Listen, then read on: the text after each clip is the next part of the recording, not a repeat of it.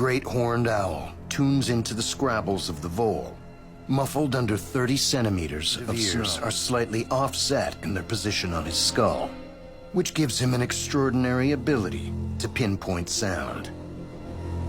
By moving his head until the sound is the same in each ear, he zeroes in on the source. It's worth a shot. Silently, he swoops in for the kill, the sound of his flight absorbed by special fringed feathers on his wings.